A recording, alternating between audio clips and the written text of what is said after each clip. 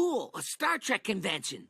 Melvar, can you give us some idea of how long this is going to last? Until time stops. You can't do this. Now, we have a full schedule of events. Can people who hate Star Trek leave? Good question. No, you have to stay even longer. No.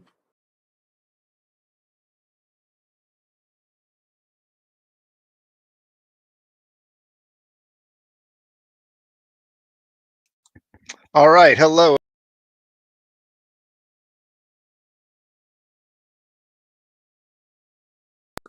There I am. All right, hello everyone. Welcome back to another Trek Talk live stream. So usually I cover an episode of the original Star Trek series. I'm not doing that today. Today I'm just going to kind of talk about the series and what was happening with Star Trek at the midway point in season 2. And of course, this wasn't just the midpoint of season 2, but this is the midpoint of the entire run of the original show. There we go. Okay, so this was beginning a new era for the show in many ways, because this is the point where John Meredyth Lucas was coming in to become the showrunner, basically taking over for Gene Coon, who had taken over from Gene Roddenberry. Now, Roddenberry had basically brought in Coon to run the show for him about halfway through the first season, because it was an exhausting job. And Roddenberry, after spending years getting the show up and running and everything, by the time they got halfway through the first season, he was just worn out. And now, after roughly, I guess, about a year, because he came in halfway through the first season, and now halfway through the second, Coon had left because he had left as well. It was a very demanding job. A big part of it was because the writing for Star Trek, it was a very demanding show to write for. It had very particular requirements. And, as we've talked about on here before, so many of the people that came on the write for the show, they tended to be either professional TV writers who didn't really know science fiction and therefore didn't write science fiction well, or they were sci-fi writers who didn't really have much experience writing for television and therefore couldn't really write something for TV. Their ideas and their scripts tended to be, they tended to think way too big and not really take into consideration what was realistic on a television show's time and budget. And so in fact, just about all of the teleplays that were offered for the show required heavy rewriting by the writing staff. And of course, ultimately, it would be the showrunner who would decide if that was done and who was going to do it. And often the showrunner would have to do that themselves. Roddenberry did a lot of it. Coon did a lot of it. And I'm sure John Meredyth Lucas will as well. And, that tended to, first of all, it was just a lot of work, but it also tended to lead to very, unpleasant relationships with a lot of the writers, particularly the sci-fi writers, who, again, weren't used to this sort of thing.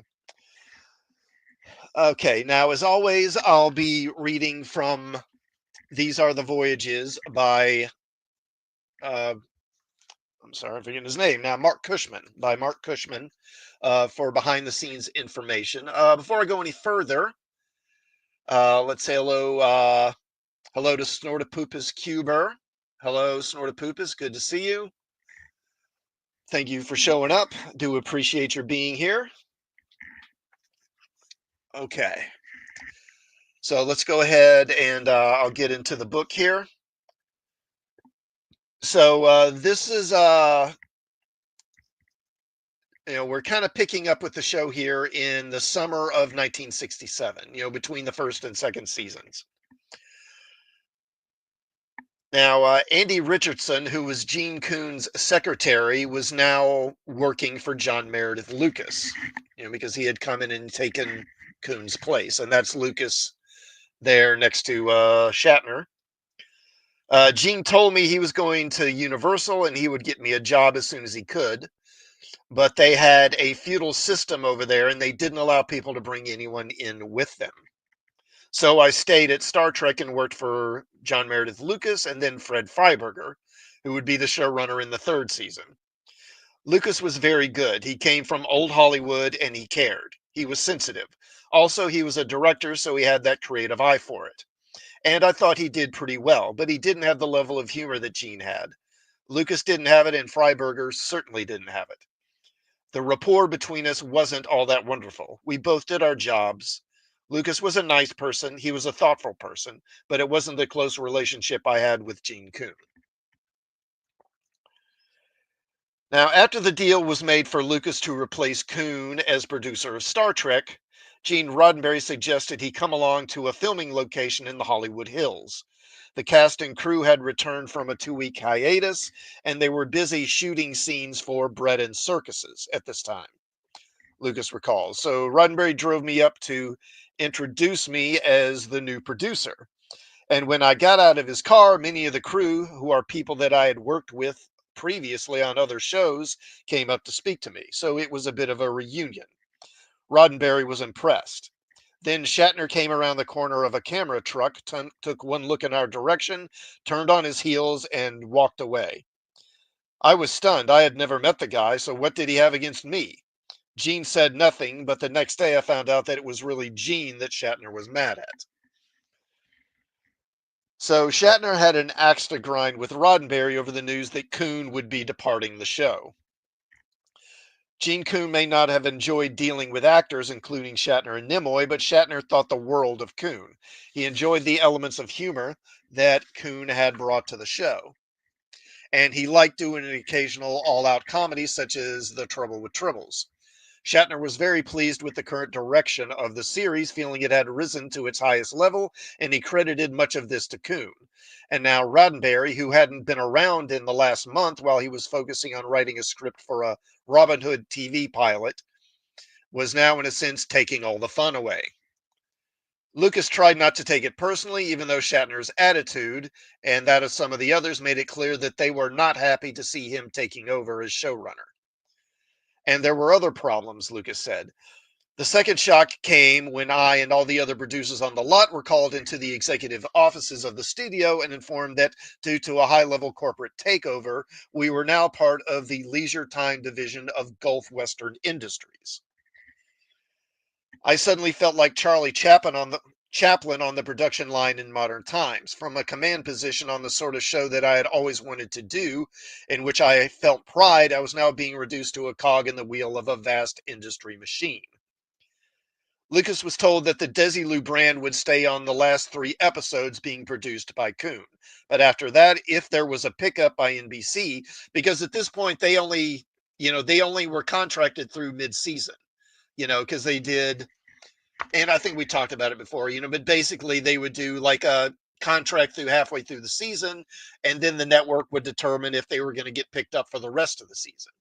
And at this point, at the point this was happening, the pickup still hadn't happened. So they didn't even know if there were going to be more episodes to come after Coon left. But if there was a pickup by NBC, the Paramount logo would be the one placed at the end of the credits. The penny pinching, however, had already begun. While it was clear that Shatner was not happy with Roddenberry, Lucas soon learned that the supporting cast was certainly not happy with Shatner. Nichelle Nichols blamed Roddenberry and Coon, saying that a lack of strong leadership had provided William Shatner with an opportunity to take control of the show. For her book, Beyond Uhura, she wrote, quote, "Without anyone's consent, Bill Shatner stepped into the role, bossing around and intimidating the directors and guest stars, cutting other actors' lines and scenes, and generally taking enough control to disrupt the sense of family we had during the first season." Shatner rebutted to this, quote, "I felt very strongly about every area of the show. If I could see a point in the storyline that it could be improved, I would not hesitate, but leap eagerly into the fray and say, here's what I think." There were times when I suggested dialogue or script changes or other ways to play a scene. There were many times when the point was taken and used, and there were other times when they said, we can't do that, and I accepted that. George Takei remembered how Dorothy Fontana would occasionally give the cast members an advance peek at the early drafts of scripts. He, James Doohan, and Nichelle Nichols would see scenes and sections of dialogue written to emphasize the characters they played, but then later those scenes and lines would vanish.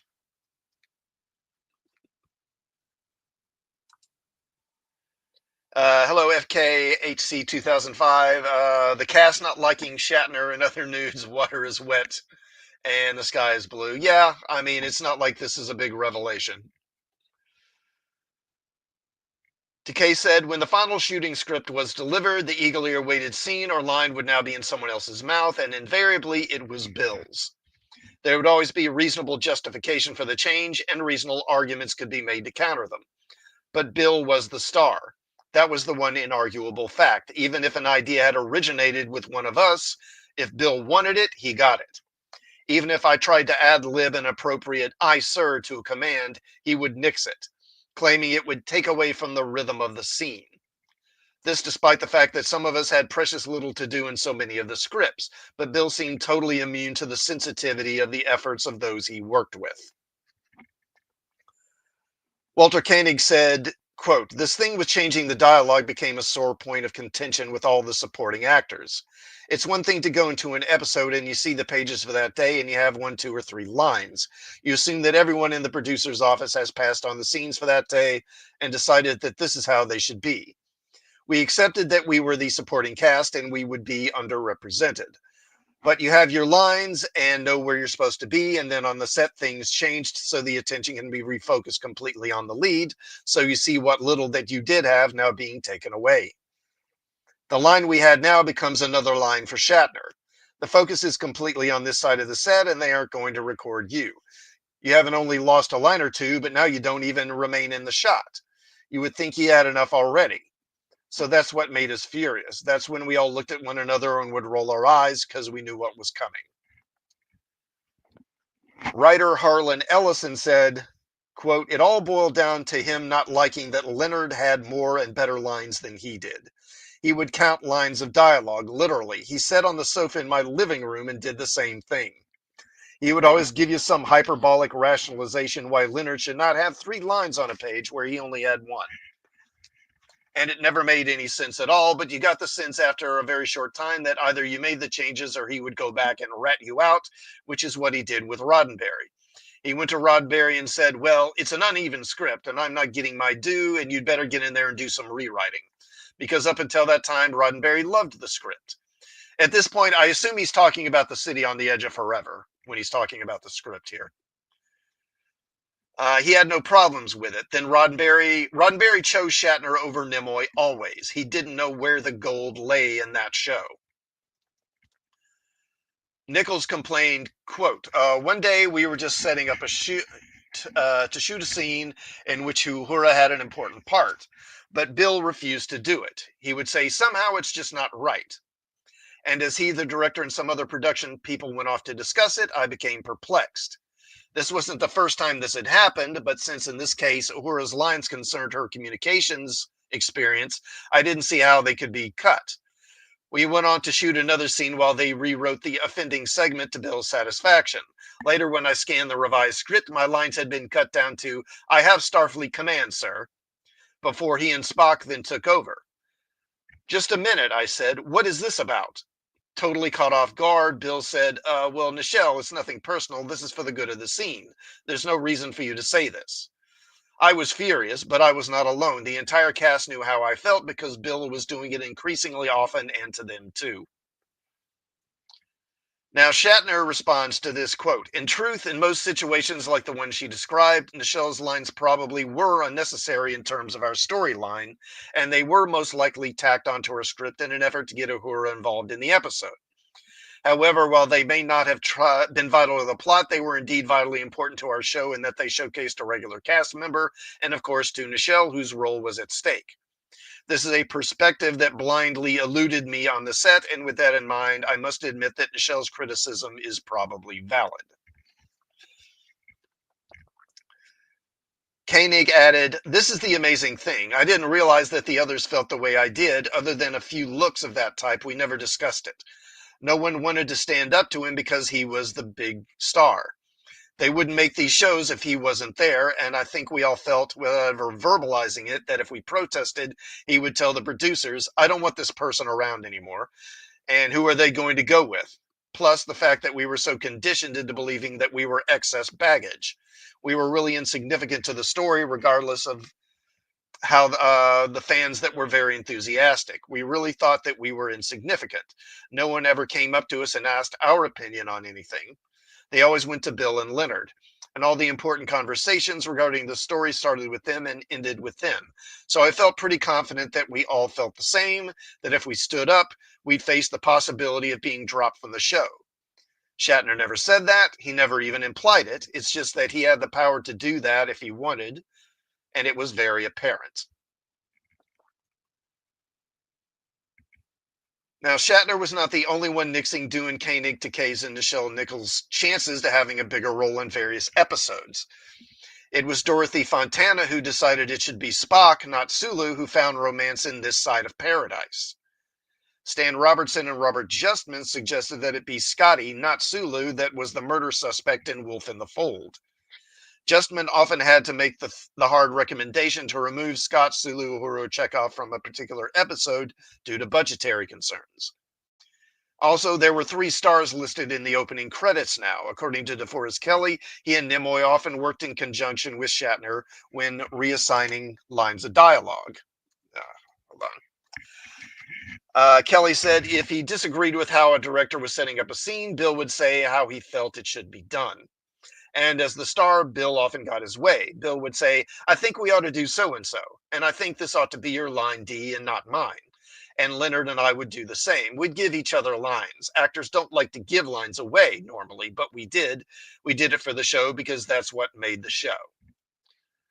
Regardless, Shatner was the star, and since he was the most vocal and the most powerful and the most rewarded, he was also the most blamed. Now, John Crawford, and I'm going to go, there's a whole series of quotes from different guest stars about their experiences working with Shatner here, so we'll go through these. John Crawford, who played High Commissioner Ferris in the Galileo 7, said, quote, I was very unhappy with Star Trek. William Shatner was having an ego problem, and every time I walked on the set, I could just see it. I was not allowed to move around the set during the entire scene. He just kept saying, no, no, no, this is the bridge of the ship and we can't be moving around. Sean Kinney, who appeared in for 4 first season episodes, first playing Captain Pike in the Menagerie Parts 1 and 2, and then playing Lieutenant DePaul in Arena and Taste of Armageddon, said, quote, I soon realized that, yes, Bill Shatner was not well liked and in fact was disliked. But then again, he was the captain of the ship and he took his role very seriously on and off the set. Leslie Parrish, who was the guest star in Who Mourns for Adonai, said, quote, William Shatner was a very professional actor, a wonderful actor, but he was kind of strange. One thing I noticed going through these, well, actually, let me do this first. So Yvonne Craig, who appeared in Whom Gods Destroy, complained that Shatner was, quote, maddeningly narcissistic, and said, he not only moved me around physically in the scene for the benefit of his profile, but suggested line reading so that he could respond in a way that he predetermined. I was astonished that the director allowed this to go on, but he had allowed himself to be subordinate to the whims of the series star. Now, Yvonne Craig is just about the only female who criticizes him. Going through these, it was pretty obvious that most of the women liked working with Shatner, and whereas the men had a much more mixed reaction. No, that's not okay. So Sherry Jackson, who did a love scene with Shatner in the first season episode What Girls Are Made Of, said, quote, I was a little nervous working with Shatner because I had heard that he was a New York actor from the theater. And I don't usually like actors like that because they often don't translate well to the small screen. They do all this theatrical stuff, and after being on the theater in New York, they just become sort of pompous, like they think that Hollywood TV is a joke and that the theater is where the real acting is done. And Shatner did strike me as being very cocky. I'm not saying that he was unpleasant with me. In fact, he flirted with me, but I don't think the people on the show were crazy about him. They respected him, but liking is different. Leslie Dalton, who was a member of a co-star of Dean Martin's and those Matt Helm movies, and appeared in By Any Other Name, said, I found William Shatner to be kind of like a high school kid, kind of strutty and full of himself. But he wasn't rude. He wasn't abusive in any way, but he was just kind of boyish. Bobby Clark, who was one of the men who played the Gorn in Arena, as well as doing stunts on numerous other episodes of Star Trek, said, quote, Shatner is always good to work with, but I'm not a bona fide actor. I'm a stuntman, so I'm doing physical stuff with him, not lines of dialogue. I'll give him credit. The man worked hard, but over time, unless he was wanting to work with people, he started treating them like crap. Hagen Beggs, who appeared in 3 first season episodes as Lieutenant Hansen, said, quote, he didn't seem to get involved with us too much. I thought Shatner sort of did his work and then disappeared back into his dressing room. He wasn't interested in any other sort of social stuff, really. At the time, I felt like, well, no wonder, he has a lot of stuff to learn. He has to stay focused, but in my opinion, he was separate from the rest of the cast, who were more inclined to sort of stick around and chit-chat and socialize. He didn't. As soon as his scene was over, he'd go, thank you, and then he'd head right to his dressing room. I know that Jimmy Doohan didn't seem to get along with him too well. I don't know what they had going, but Jimmy a few times would say, that fracking Shatner, Jesus Christ.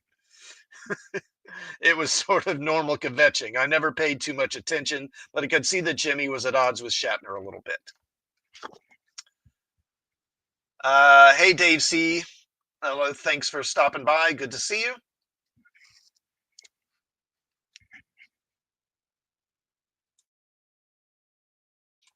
Okay. Where am I at here? Oh, okay. Yeah.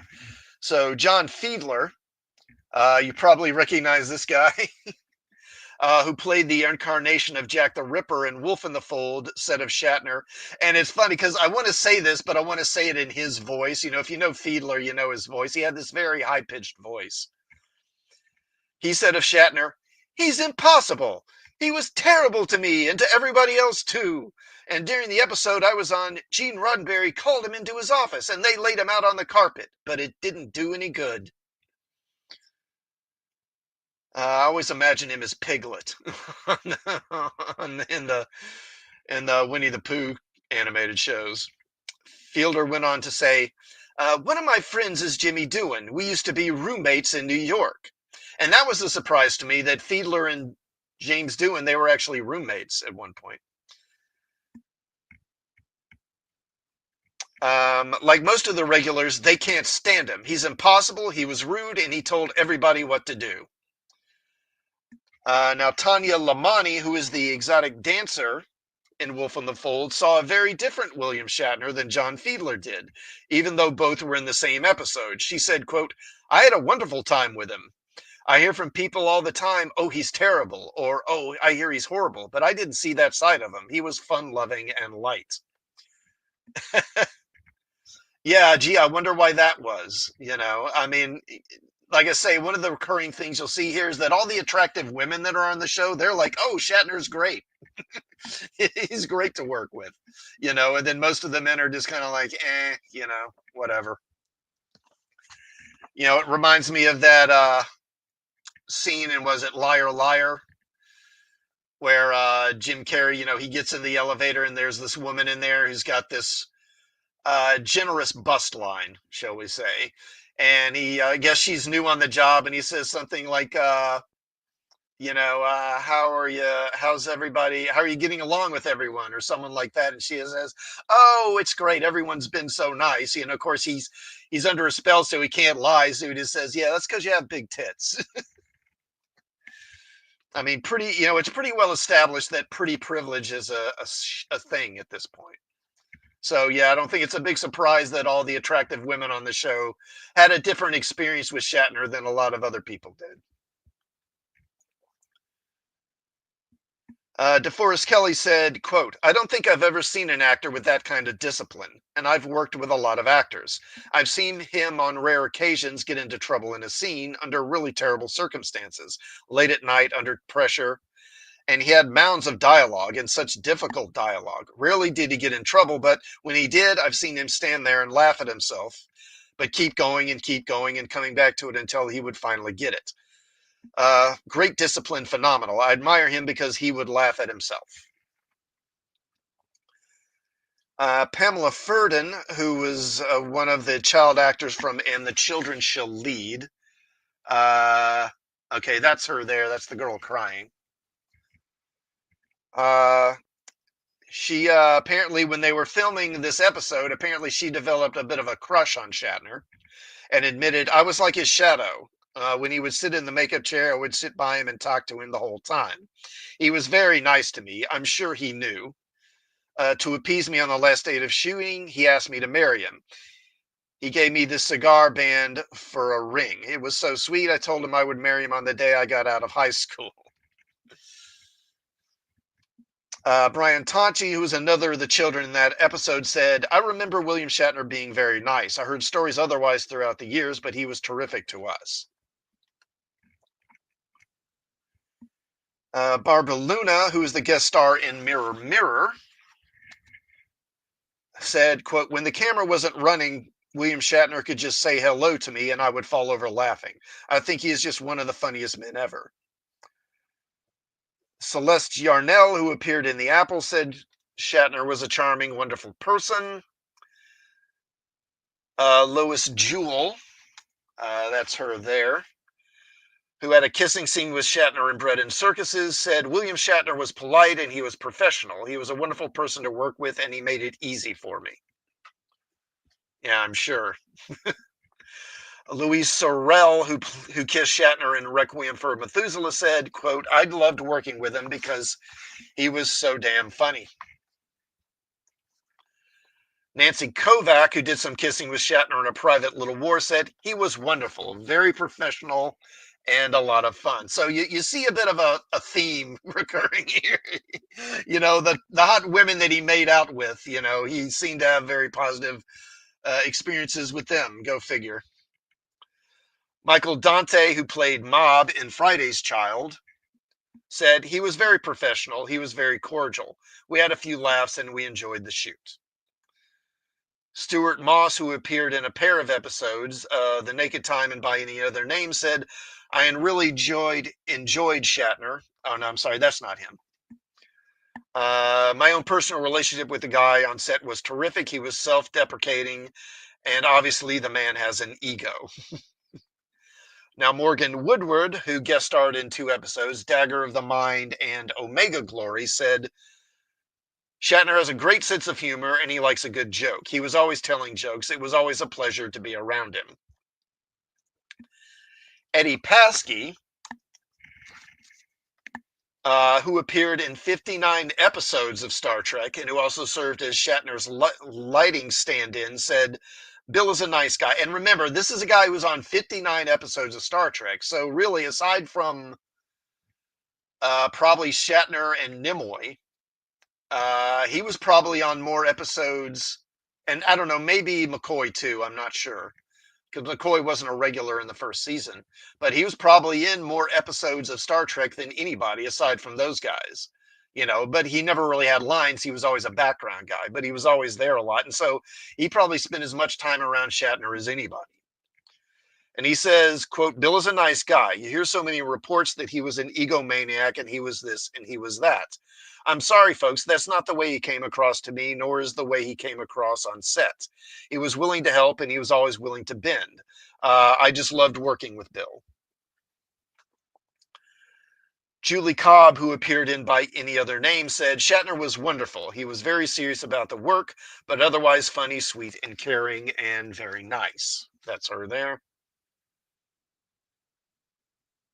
Lee Merriweather, a former Miss America and guest star in That Which Survives.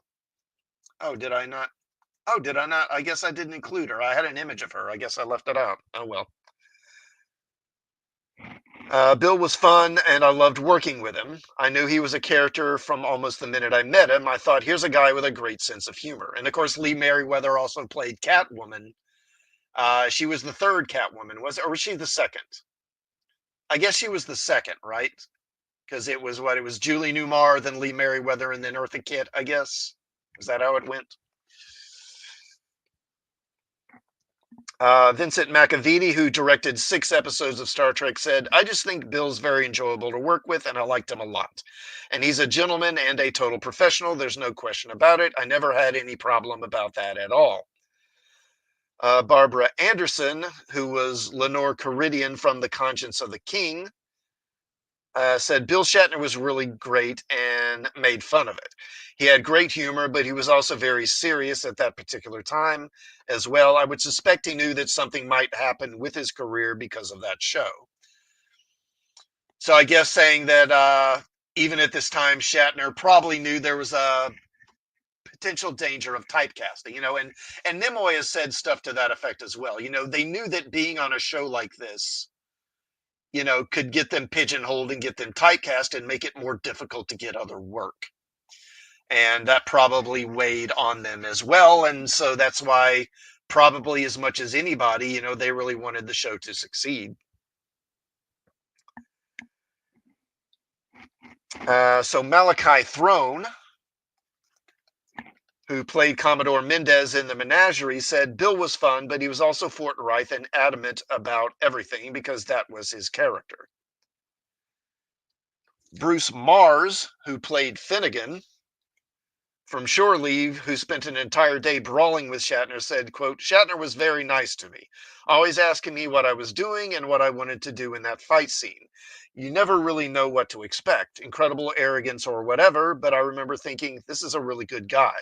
And he made sure I had a couple of good scenes during the fight. He'd say, let's do this and let's do that. And oh no, the camera should be here, not there. And he would go talk to the director about it. So he got me some good moments, and I have nothing to say but good things about him."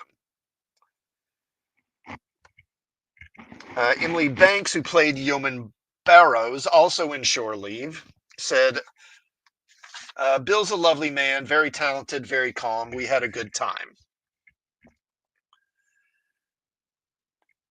Robert Brown, who was cast in The Alternative Factor after the episode had already started filming in order to replace John Drew Barrymore as Lazarus, said, quote, "I was living a nightmare because I was playing catch up. I was being pushed and chased every day.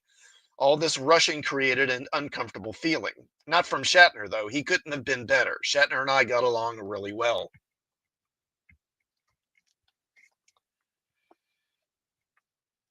Walter Koenig, despite resenting Shatner's tendency to commandeer other actors' lines, said, quote, "Bill was obviously the leader of the troupe, and his mood established what the emotional tone on the set would be.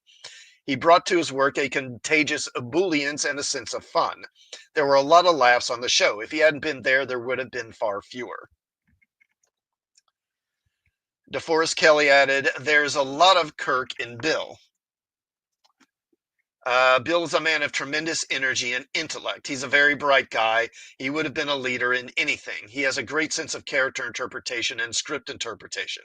And he has that deep concern about the people on his ship and a great deal of deep concern about the show and the people on the show. Bill is the driving force, the energy that is so necessary to Star Trek. No one could take his place." Then there was the infamous Nimoy-Shatner feud. And it is only logical that it should happen, or at least be reported. Feuds always make for good copy. For the December 1967 issue of Photoplay, a feature article offered a scoop on outer space's inside battle. The subtitle asked, "Is the infinite realm of Star Trek big enough to handle both William Shatner and Leonard Nimoy?" Trying to find an answer, columnist Rhonda Green wrote, quote, "When Star Trek premiered via the home screen last TV season, it was a welcome offering. The public took a fancy to the Way Out series about life among the planets. It has to be a glimpse into the future. It was to be a glimpse into the future, and the ratings proved the program was to have its own successful future. The star of the series, William Shatner, quickly became one of the viewers' favorites.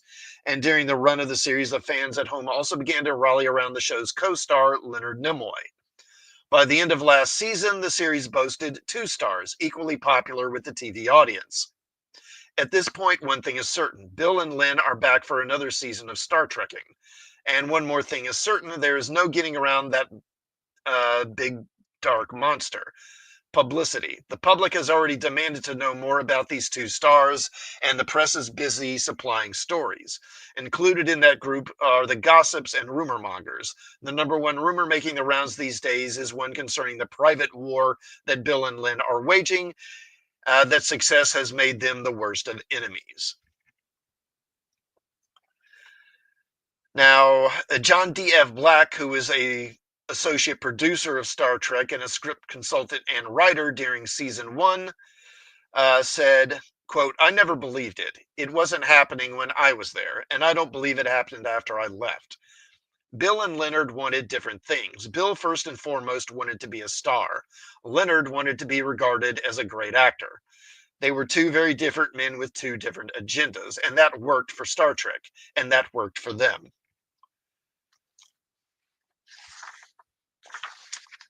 Now, in a 1967 issue of TV and Radio, for an article called "The Truth Behind the Star Trek Feud," the magazine wrote, "No battle lines have yet been drawn on the Star Trek set, but the situation is best described by the comment of an actor who worked on the show recently. Quote, 'You soon find out,' he said, 'that Nimoy is the star, but Shatner is the boss. The oddest aspect of the relationship, however, is that neither Shatner nor Nimoy want a feud. Yet the circumstances of the series, the differences of their personal histories, and their personal attitudes are ingredients that make the situation ripe for conflict between them.' One Star Trek coworker explains it this way, quote, 'It's a feud only because there isn't another word for it. What's happened is that Bill and Leonard have been shoved into a strange contest by a caprice of the public. What happened is probably one of the strangest twists in TV history. Early this year, Nimoy's mail began to increase. In 6 weeks, it doubled to hundreds of letters weekly, and then to thousands. He is now one of the most popular stars on television. Changes between Nimoy and Shatner are hard to point out. They do not, of course, argue and quarrel in the accepted sense of an open feud. But significant, perhaps, is that in some dozen stories read by this writer about Nimoy and Shatner, neither one is once quoted mentioning the other. Quote, 'The touchy part about this feud, if you want to call it that,' says a member of the cast, 'is that Leonard made no attempt whatsoever to outdo Bill. Lynn simply performed with high competence. Those close to him interpret Leonard's reaction as very much in character. He is a real professional to whom the job is more important than anything else. A man who enjoys his newfound stardom but still considers himself an actor, not a star.' Some insiders believe that Shatner's alleged long history of professional frustration and the grueling work schedule he keeps was the reason for his recent separation from his wife, Gloria.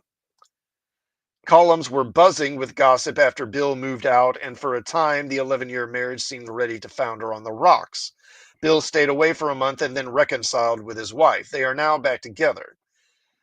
The separation did one thing for Shatner. It got his name in print. For a time, he was getting more coverage than Nimoy, but Nimoy is again in the forefront. His mail, instead of leveling off, has now gotten so heavy that he has hired a secretary just to cope with all the letters he receives. As stated earlier, there are no sharp signs of the feud, but there is the fear that it may soon become more obvious. Tension on the Star Trek set is at times overpowering. The electricity over there, says one visitor, is so heavy you could charge a battery with it. I got the impression that Shatner and Nimoy's co-workers are almost afraid to say anything for fear of setting off a bolt of lightning.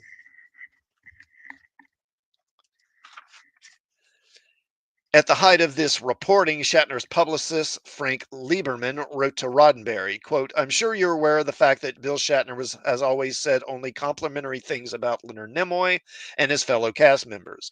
Needless to say, he will continue this policy, not only for his own good, but for that of the series. Nevertheless, there has been some innuendo around town. The innuendo I referred to comes from various gossip columnists and fan magazine editors who are looking for angles and are sometimes creating trouble on their own. This sort of thing went on with Robert Vaughn and David McCallum as well. That's from The Man from U.N.C.L.E., obviously. And I guess it will always happen when two men are involved together in a series.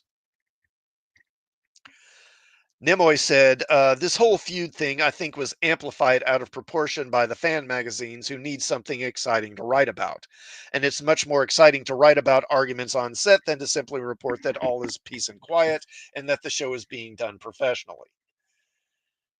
Shatner added, there was never any feud. There were on occasions, mostly between Leonard and I, a difference of opinion, and sometimes, in a moment of pique, one or two of us would get angry. You've got to realize that for 3 years, all of us, but particularly Leonard and I, were thrown together into each other's company for 12 hours or more a day. And here were two people who had never met before. We never asked to be married to each other, but we were, in effect, wedded. We were more constant companions than we were with our wives. And if you use that as a basis for judging the relationship, we had a far happier marriage than most marriages are. We got along famously. Herb Solo offered his perspective, saying, quote, all actors have egos. If they didn't have egos, then they wouldn't be actors. So when you have a series with more than one actor, you have the usual problems. I must say that the actors' egos on Star Trek were not as bad as they were with the actors on other series that I've been involved with. The difference on Star Trek was that one man, William Shatner, was hired and contracted as the star of the show. The writers wrote for him as the star. The billing said that he was the star. The second group, Jimmy, Nichelle Nichols, George Takei, were upset at times over the fact that as Leonard and Bill both became more important, some of them had to lose lines or scenes. I can say that's the way it was, and that's an industry thing, and that's not going to change. It's that way on just about every show. Grace Lee Whitney said, sure, Bill and Leonard had a few words. Bill and I had words. George and Bill had words. Jimmy and Bill had words. Everybody had words with Bill. But the show would never have flown without Bill. It was a very tough job for him. He worked hard, and Bill was the star, and we all knew it. David Gerald. David Gerald, of course, wrote The Trouble with Tribbles and a couple of other episodes. He said of the supporting players, quote, Shatner saved their jobs. If it hadn't been for Shatner, the show would have gone down the tubes. He's a guy who's the star of the show. He gets more interviews, more photo requests, everything request, more demands on his time, plus he's in more shots than anyone else. And the rest of the cast is saying, well, isn't he being an arrogant jerk? No, he's not an arrogant jerk. He's being a workaholic, doing the best to keep the show alive, and they can't see it. And I feel instead of writing tell-all books about what a terrible person he was, which I never saw, I only saw a hardworking, brilliant, committed actor. They should have all been grateful for the boost to their careers that they got from Star Trek that they couldn't have gotten any other way, and to be some part of something legendary.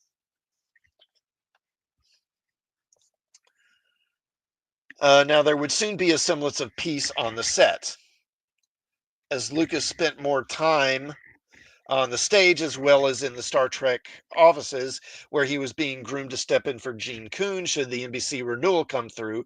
The cast began to warm up to him. He said, I went on the set never bringing up the problem, listened to complaints the actors had about their parts and each other, and acted as though there was nothing wrong.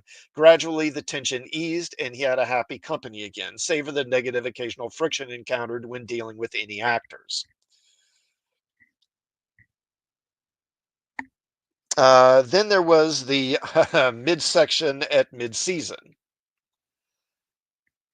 Some refer to it as the Battle of the Bulge, others the expansion of a character. It was all about William Shatner's weight. It had been a minor problem during the first season. Shatner showed up for work on the Corbomite maneuver as he had for the pilot film Trim and Fit. But as the grueling shooting schedule progressed week after week, his weight increased. He didn't have as much time for exercise or for sensible meals. He ate on the run, mostly whatever the studio commissary was cooking up for breakfast and lunch, and then exhausted at the end of the day, home for a late dinner, time to read the scripts for the next day's shooting, and then off to bed. Weekends were for the kids, his 3 daughters, and all else that needed to be done, including promoting Star Trek. And again, meals were mostly consumed on the run. Sherry Jackson, and she was one of the wardrobe people, said, quote, I usually keep my mouth shut, but when I want to make a comment, I'm usually very truthful. I don't sugarcoat it. And so I talked to Shatner about his costume. I was actually trying to help him, and I said, those pants are way too short. You should make them longer, and I will make you look taller. I also told him that his shirt was too short in the front, and it made him look like his belly was bigger. He just sort of laughed it off.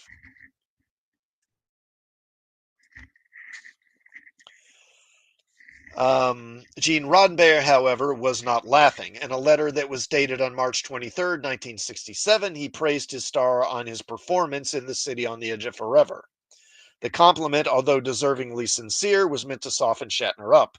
And then Roddenberry got to his main point. He wrote, quote, "You were so good that the audience may miss the fact that you have been in these last episodes of the year showing your weight a little too much. We find ourselves having to stay away from longer shots whenever possible, as the simple plain lines of our basic costume renders most unflattering any extra poundage around the waist. I get concerned about this, Bill, since we are playing to an audience that is most weight conscious today and also very youth conscious. The whole nation has gone that direction, and poundage adds years photographically." The ploy was a success. When the cast returned to Desilu Studios on May 2nd, 1967 to begin filming Cat's Paw for season 2, Shatner's cheekbones dominated his tight sculptured face. His weight was lower than ever.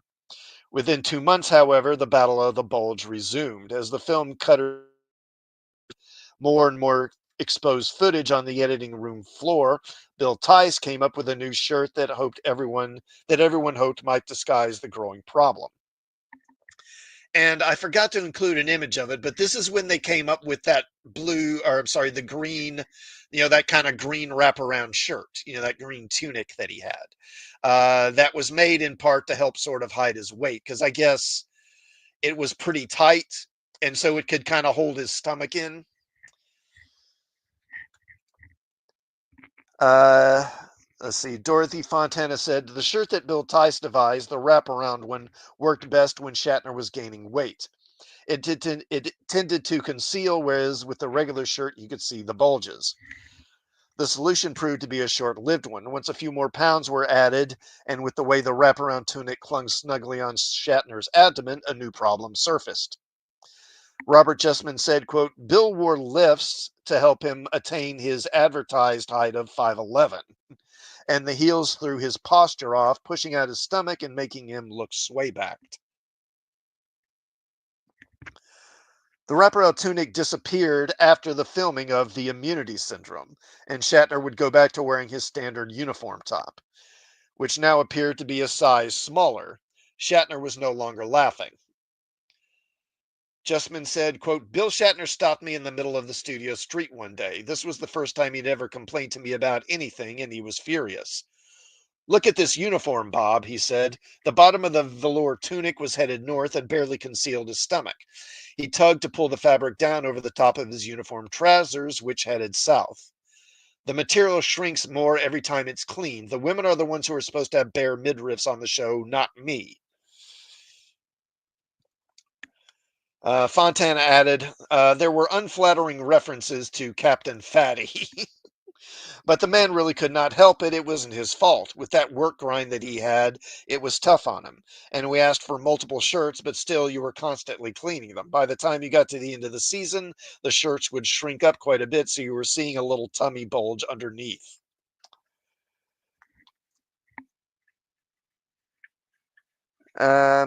Private conversations between Roddenberry Justman and post-production supervisor Eddie Milkus. We even went so far as to bring up the idea of collecting unflattering film clips of Shatner and sending them to the actor. But this didn't have to happen. Shatner himself was very self-motivated. Shatner said, "I'd gradually, deteriorated to the point where the first shows came on, the first 13, I would see how much weight I had gained since the start of the season. And there's a picture of him working out on set. Hello, Hillbilly Cat History. Thanks for stopping by. The mustard tops are actually green. Yeah, they were actually green, but the film turned them that mustard color. Yeah, the tunic was the same shade, but for some reason stays green on film. I didn't know they were the same shade. Probably just because it's a different material and not velour, I would guess. Then I'd go on a crash diet and I'd lose weight by the end of the season. I'd start off slim, then get to a fat period, then taper off again. And the knowledgeable people who watch the show have written me or told me in person that they'd made bets as to what time of the season a particular show was shot based on how fat I am. He also returned to his exercise regimen. Charlie Brill, who played Arn Darvin on The Trouble with Tribbles, said, "All I remember about William Shatner is that he was doing push-ups every minute. He was completely committed to the show, a very talented man, and always doing push-ups." Working on Star Trek was a 12-hour day for the creative staff, the production team, and the cast, and this would continue for 5 days a week for 8 or more months at a time. What enabled everyone to keep working and to continue doing their best was their love for the project and the humor they shared. William Shatner was often at the center of it. He was the instigator in most of the onslaught of bad puns and practical jokes, and also the laughing fits before the camera. But DeForest Kelley got in his share of mischief making as well, and often the goal was to get Leonard Nimoy to drop out of the Spock character and crack a smile. Even behind the scenes personnel would contribute to the silliness.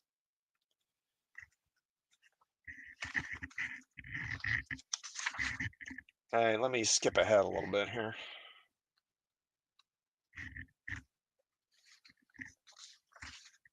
Okay, so in the last days of September of 1967, as the Star Trek company began filming Journey to Babel, no one knew whether this would be their second to last episode, with a private little war scheduled to follow.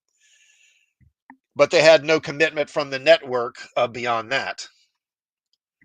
Hello, Tetrarch of Apathy. Good to see you, sir. Thanks for stopping by. Mostly listening, lurking, but wanted to say hail. Hail to you. Thanks for being here. Where was I? Okay, yeah, so NBC had no answer for Roddenberry and Lucas. The ratings had yet to be analyzed for the new season, of course, to anyone who was privy to the various AC Nielsen audience surveys. Back in 1967, unlike today, those statistics were carefully guarded and not made public, at least not immediately, and Star Trek had already proven itself. During the summer of 1967, as Star Trek reran the best of its first season, the series made the Nielsen Top 10 list for the most popular shows among teenagers. It came in at number 9. And for general nose counting, Star Trek placed well among Nielsen surveys as well. On many nights, it won its time slot. Yet the network decided to exile the series to Friday nights for season 2. NBC claimed that the move would benefit the show. The official attitude was best summed up by a letter to Gene Roddenberry from NBC executive Dan Durgan. In March of 1967, it read, quote, "Congratulations on Star Trek. I think it will do even better with a strong Tarzan lead-in on Friday night when the same number of adults will be available to it, but substantially more young people. The competition of Gomer should be less formidable than the present competition of Bewitched because, as you know, Gomer's big appeal is rural and Star Trek's big appeal, like Bewitched, is in the big cities. Cast and crew, as well as many TV insiders, knew better than NBC, or at least better than NBC claimed to know. One such insider was Hal Humphrey, the entertainment correspondent for the Los Angeles Times. Star Trek was given the cover story for the newspaper's August 13, 1967 TV magazine for the article called, quote, "Star Trek's Upward Flight." Humphrey wrote, quote, "Except for the monkeys, the greatest mail puller among TV series the past season was NBC's Star Trek." According to executive producer Gene Roddenberry, Star Trek's weekly mail averages 4,000 letters. And lots of it is highly literate mail, says Roddenberry proudly. Letters from graduate students at Harvard and from astrophysicists have come to my desk. Star Trek has become an in-show, which makes us very happy. We're up for an award this year from the World Science Fiction Association when it holds its convention.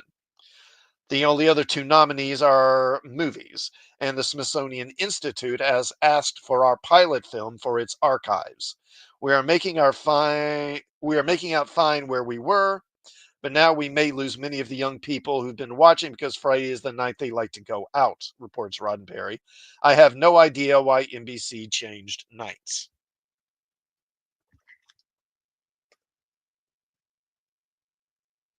And Tetrarch of Apathy says, great to hear a lot more behind the scenes than I'm used to. Yeah, I mean, I think it's fun. And I'm learning this stuff as I go along too. Some of it I knew, and I think most Star Trek fans, they know some of this stuff in the broad strokes, but there's a lot of details, that you don't know. And I thought it would be something interesting to talk about instead of just reviewing an episode, which, so many people have done. And FKHC 2005 says half those letters were from Shatner writing letters to himself. Maybe. I don't know.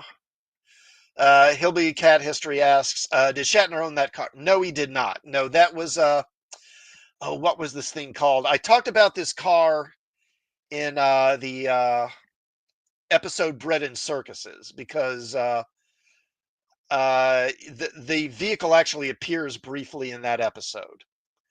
And I forget the name of this, but this was a kind of a mock-up, a kind of concept car that a guy made. And it was used on Star Trek, and he would bring it around to auto shows back in those days. And because it was in the episode, they did this kind of photo shoot with Shatner here. There's another photo I didn't show where Shatner is actually sitting in the car.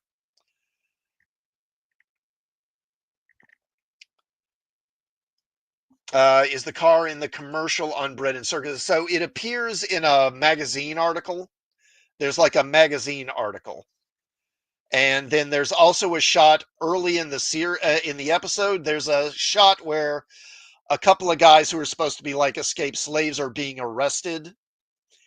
And in the foreground, you can barely see it. You won't notice it unless you're really looking. But the car is actually in the foreground, and you just kind of get a kind of glimpse of part of it. So it's the reactor. That's it. The reactor. Yeah, it had a different name in the episode.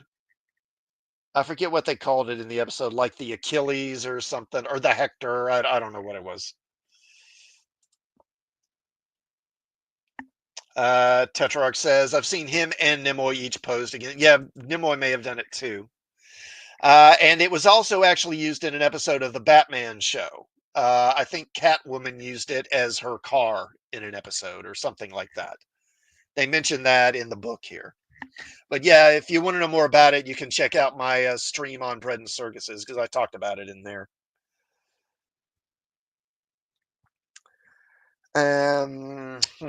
Okay, I totally lost my place. Where was I? Okay. So Humphrey added, so Roddenberry said, I had no idea why NBC changed nights. Hillbilly Cat History said, I see the Catwoman car in it now that you say it. Okay, yeah. Hal Humphrey then added, the next season, Roddenberry plans more exploratory type stories, which he hopes will have even greater appeal to young adults. Whether as Friday night viewers on NBC, many of whom will have just finished watching Tarzan, are going to appreciate his efforts, is no doubt one of the things disturbing Roddenberry about the move this year. Several weeks later, as Bread and Circuses was being filmed, the ratings for the first episodes to air for the second season were being tallied. The results had been anxiously anticipated. So this would have been, first episode was Cat's Paw for the new series. Or no, actually it was a mock time. It was a mock time. Because Cat's Paw was supposed to be first, I think. But then it became a mock time, right? Let me recheck.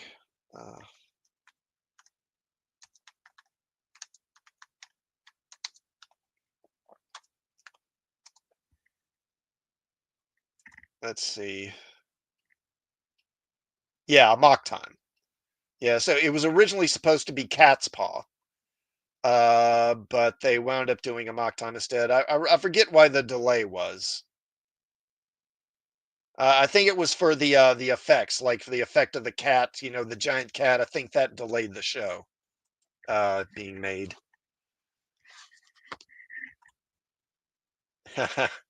FKHC 2005 says the Catmobile, it purrs like a kitten. It is a cool looking car. It looks like a Hot Wheels car, you know.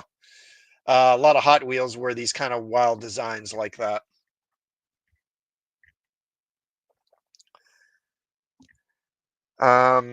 So regardless of the expected dip in the ratings, Star Trek, as it had been on Thursdays in the fall of '66, was again the highest rated program for NBC on the night that it aired. The network soon knew that Star Trek could be counted on to beat Hondo, the competition on ABC, but it was clearly no match for the big guns at CBS. Or was it?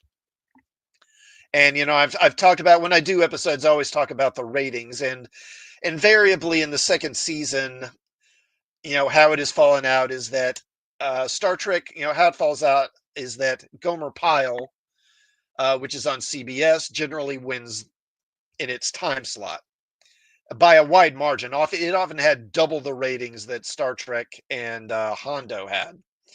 And then Star Trek would usually be a few points ahead of Hondo, and then Hondo would be third.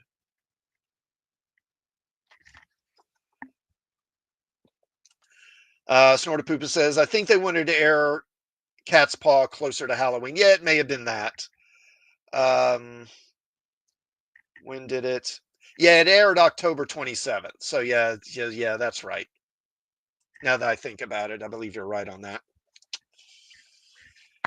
Yeah, Shazam. Yeah. Pile.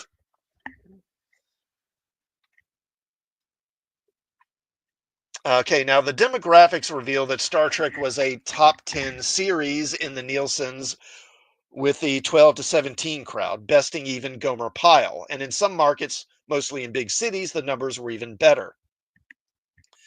In October of 1967, the Santa Monica Outlook, a local Los Angeles-based newspaper, conducted a television's rating survey on its own, polling 10,000 people. Star Trek came in at number one with young adults between the ages of 20 and 30, and again number one with both men and women between 30 and 40. Overall, counting the combined TV audience for an entire week, regardless of age or sex, the Outlook found that Star Trek to be the fifth most watched weekly show on television in the LA area. But for the first few weeks of this new season, on a national level, while just counting noses and not factoring in audience demographics, AC Nielsen drew a bleaker picture. While Star Trek won its time slot with its season premiere of Amok Time in the transmetropolitan markets, this episode that everyone on the series was so proud of slipped down to third place once Nielsen's national survey was complete. There was no fighting the season kickoff of Gomer Pyle and the television premiere of The Great Escape on CBS. But even NBC had even lost out to ABC, albeit only slightly. The premiere of Hondo finished 0.6 of a rating point ahead of Star Trek. Roddenberry, his staff, and the series cast and crew were crushed. With the second episode to air, Who Mourns for Adonias, the Nielsen's were up more than 3 ratings points, closing the gap between NBC and CBS. Star Trek was now in second place, 5.5 rating points above Hondo. Although not willing to make a full season commitment at this point, NBC did place an order for a pair of interim episodes while they waited to make a decision, allowing Star Trek to remain in production for another few weeks. This news came halfway into the filming of Journey to Babel on September 26th. And Hillbilly Cat History says, I'm long out of those age categories now. Yeah, you and me both. I suspect that a lot of us who are fans of the original series are, I mean, we're aging out, let's be honest. FKHC 2005 said, Jim Nabors had a hard time watching the opening of that show, as many of those Marines later died in Vietnam. Oh, I didn't know that. I didn't know those were real Marines he was marching with in the opener. And FKHC2000 says, I don't blame him. Yeah. Yeah, I didn't know about that. Okay, where was I?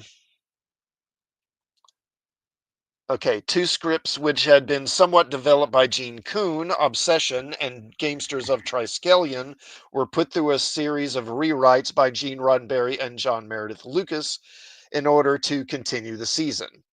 Remarkably, the company would not miss a single day of production.